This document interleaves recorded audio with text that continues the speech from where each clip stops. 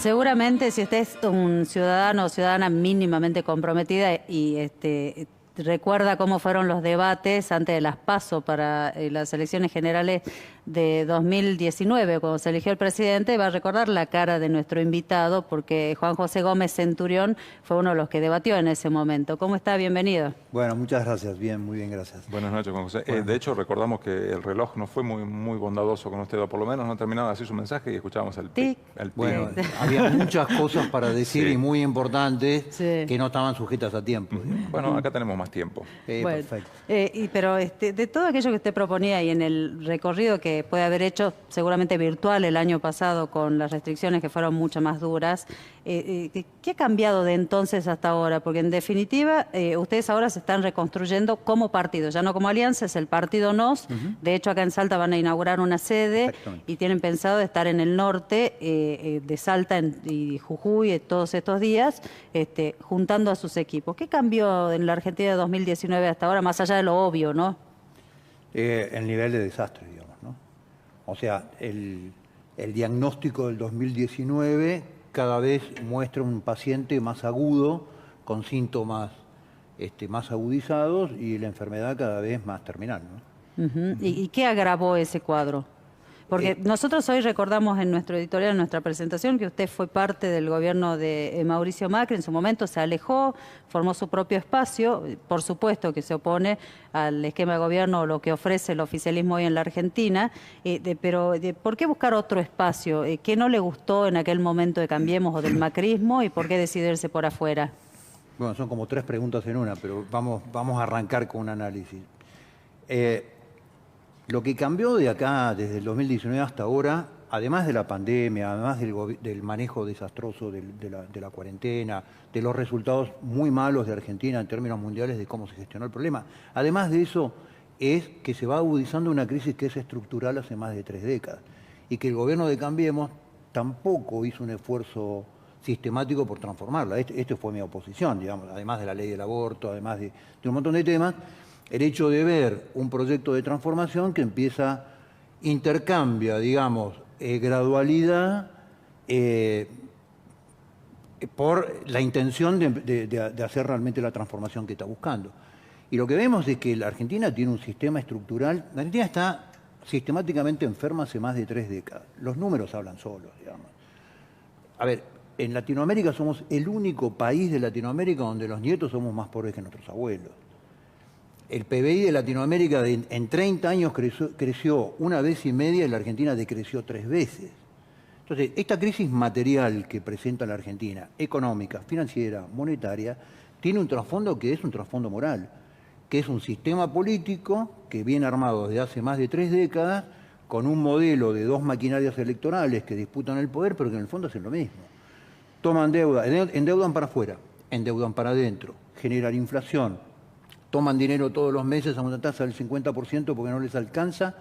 El régimen impositivo, que es un régimen impositivo que cada uno de los que estamos acá en este estudio trabajamos del 1 de enero hasta el 30 de julio para pagar impuestos. El 1 de agosto empezamos a trabajar para nuestras familias.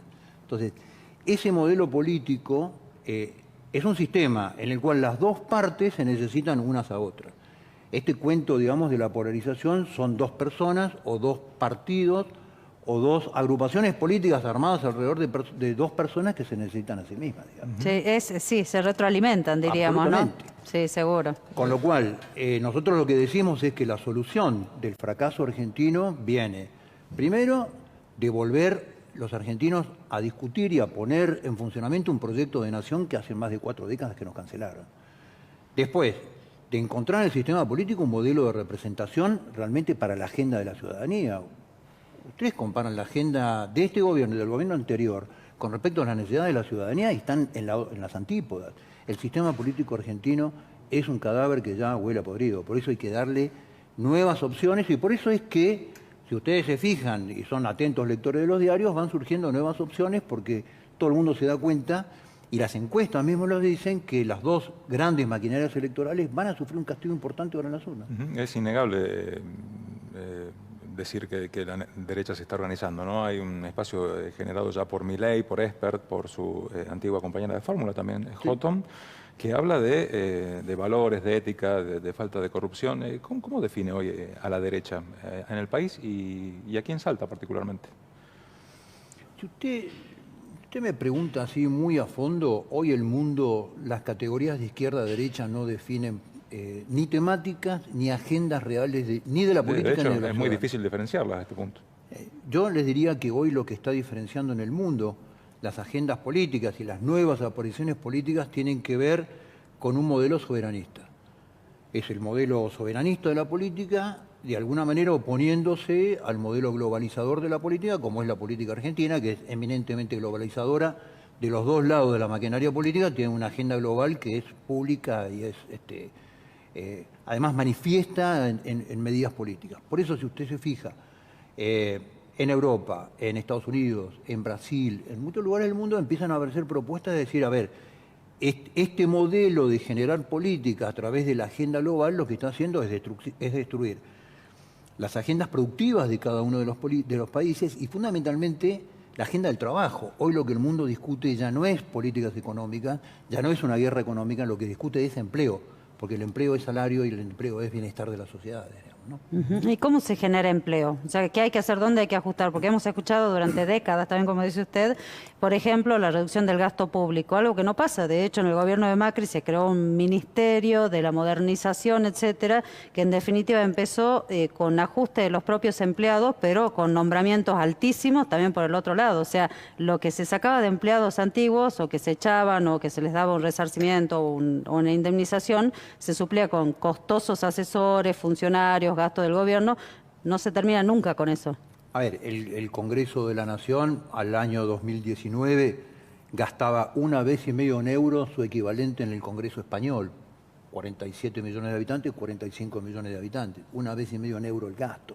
Es decir, la política nos hace ajustar a todos, pero no ajusta a la política. Con lo cual, a ver, la tuerca, la rosca que tiene la Argentina se tiene que dar vuelta y se tiene que enroscar absolutamente al revés, digamos. Si no hay Y acá, a veces cuando se discute el tamaño del Estado, lo que se está discutiendo es una bomba de humo para no discutir en realidad que es el gasto del Estado. La mitad del gasto del Estado, ustedes mírenlo en el presupuesto nacional, está subejecutado desde hace por lo menos 10 años. ¿Por qué? ¿Por qué organismos que subejecutan sistemáticamente su presupuesto le vuelven a cargar al año siguiente el mismo equivalente en presupuesto? Porque de alguna manera esos son las partidas que tiene, por ejemplo, la jefatura de gabinete para reasignar presupuestos a otras áreas que se reasignan en forma política. Entonces, Argentina no tiene un problema económico, Argentina no tiene un problema financiero, Argentina no tiene un problema monetario, lo que tiene es un problema moral. Es un problema moral de la clase dirigente, claramente. Nosotros no entendemos que los valores no son un cuadro para que quede colgado en una pared, sino son de alguna manera argumentos operativos que diariamente regulan nuestra conducta. Argentina no tiene salida. Gómez Centurión, en su lectura política del mapa político argentino, ¿cómo ve Salta? Digo, hoy con el gobierno que tiene, cómo está funcionando, de lo que sabe, Mario Cabanillas es su referente acá en Salta, o del partido en todo caso. Claro, uno de los referentes de la Junta Promotora, claro. Claro. ¿Qué sabe de Salta? ¿Cómo está funcionando? ¿Por qué quieren crecer acá? Bueno, a ver, la problemática de las provincias en general es bastante similar. Son las provincias que están buscando proyectos propios sin un proyecto de nación que los contenga. Entonces, los gobernadores se dedican a gestionar políticamente la cuestión, a equilibrar más o menos sus presupuestos y armar, de alguna manera, argumentaciones políticas y espacios políticos para no perder el poder. La Argentina, yo creo que, no tengo un conocimiento detallado de la política salteña, pero no puede escapar a la media de la política nacional. La política argentina discute poder, no discute otra cosa que poder. Y la política tiene otra dimensión, que es una dimensión arquitectónica, que es pensar el futuro, que es pensar proyectos. Y las provincias, me parece a mí, no sé cuál es el caso específico de Salta, pero las provincias sobreviven en la Argentina. Negocian algún espacio adicional. El caso puntual de Salta sobrevive con la coparticipación. Bueno, hay provincias que sobreviven. Que tampoco es un tema que se haya tratado desde el 94 hasta ahora como se debe, no es una deuda del gobierno federal. Obviamente. Y hay otras provincias que en forma más escandalosa que en Salta, el 87% de sus gastos es coparticipación. Tal cual. Y no producen absolutamente nada, digamos, en la Argentina. Entonces lo que digo es, el modelo de la Argentina, El presidente Fernández promete un reseteo a través del modelo global del reseteo. Yo creo que la Argentina necesita un reseteo desde su propia visión de país, desde su propia visión soberana y que tiene que ver fundamentalmente con el sistema político. Bueno, entonces nos cuenta cómo va a ser mañana en Salta, inauguran la sede. Mañana a las 9 de la mañana en Belgrano 116 inauguramos la primera sede en Salta del partido, que esto es un esfuerzo, han trabajado enormemente el equipo de Salta, así que le quiero mandar un saludo muy especial a toda la gente que ha trabajado en este armado. Después tenemos un recorrido por Salta y el día sábado en el anfiteatro del Parque General San Martín tenemos a las 18 horas una reunión abierta para recibir a todos los salteños que quieran escucharnos y escuchar nuestra propuesta y sumarse a este esfuerzo que es empezar con el rescate de la Argentina. Gómez Centurión, lo traigo de vuelta porque me quedó picando lo que dijo, que la política no es solamente poder. ¿No le molesta que los politólogos llamen al voto que va dirigido a ustedes como el voto antipolítico? Claro, porque los asesores políticos de las grandes herramientas políticas hablan del voto útil. El único voto útil es el voto para la patria, digamos. Todo lo demás es una conversa del sistema político, digamos. A mí me llama la atención, yo escuchaba por ahí la conversación previa donde se veía un sistema político equilibrado, participativo, con un gran nivel. Digamos, esto de llamar voto antipolítico, lo que está demostrando que en la Argentina, cuando ustedes llaman un sentimiento antipolítico, la gente está harta del fracaso. Y ese fracaso lo ha generado la política. Con lo cual es normal que hoy la gente tenga un rechazo fenomenal porque no ve la política como una herramienta de generación de bien común. Y me parece que esa es la reversión que tiene que hacer la política. Por eso es que yo creo que hay una dimensión que es bastante más profunda de la política, que es la discusión, la repartija de cargos de poder y la discusión de poder de la política. Y ahora, perdón, tengo una pregunta porque usted habló de la institucionalidad, de la moral, pero usted fue uno de los protagonistas de la Semana Santa de 1987. Sí. ¿Es una contradicción? No, ¿por qué? ¿Estuvo bien tomar un regimiento y protagonizar lo que protagonizó? No, ninguna toma de regimiento. Semana Santa, el hecho de Semana Santa fue vendido por un gran sector, por un enorme sector del gobierno de Alfonsín como si hubiera sido un golpe de Estado. El primero que el día sábado... ¿Qué fue entonces?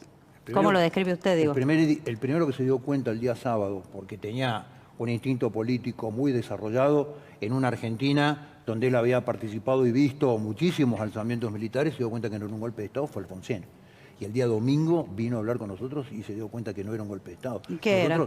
Lo que fue un planteamiento a los mandos militares desde adentro de un cuartel, de decir, tienen que cumplir con las promesas que han hecho, de reestructurar el ejército, de atender la situación de camaradas que están siendo juzgados en un modelo donde se han cumplido órdenes y se han ejecutado órdenes impartidas desde un gobierno constitucional, y eso fue de alguna manera lo que tomó el presidente Alfonsín, y el día lunes, ¿sabe quién echó del ejército? No nos echó a nosotros, nos echó a los mandos militares.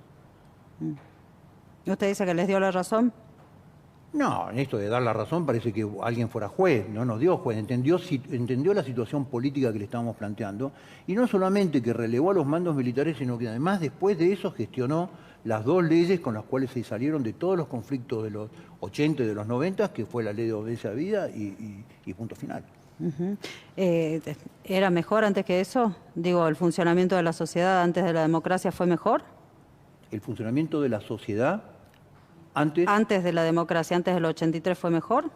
¿Cómo si fue? ¿Cómo lo vivió usted? ¿En qué sentido si fue mejor? Institucionalmente, digo, ¿cómo lo vivió usted? Las sociedades tienen un funcionamiento independientemente de determinados hechos y son los generadores de determinados hechos. No, pero hay una diferencia antes de la democracia, la dictadura y la democracia del 83. El 76 fue generado en un contexto de una sociedad que también estaba harto del caos del 73, 74, 75. Las sociedades generan los hechos políticos. No son los hechos políticos los que condicionan a las sociedades. Pero ¿a usted cómo le sentó, digo, la dictadura? ¿Cómo lo percibió como ciudadano? Digo, no sé si ya estaba en el cada época y cada tramo de lo que va generando la sociedad tiene que ver con una situación de época. La situación vivida entre el 76 y el 81 fue una situación en orden institucional mucho más clara de lo que se vivió entre el 73 y el 76. donde se ponían más de 20 bombas por día, se asesinaba gente en las O calles. sea, usted dice que la dictadura fue una situación más clara que antes de la Digo, dictadura. no estoy hablando de orden más ordenada de lo que había pasado anteriormente. Gracias, Gómez Centurión, por su tiempo Al con contrario, un nosotros. placer. Vamos a la Gracias. última Gracias. pausa de este acople. Ya volvemos.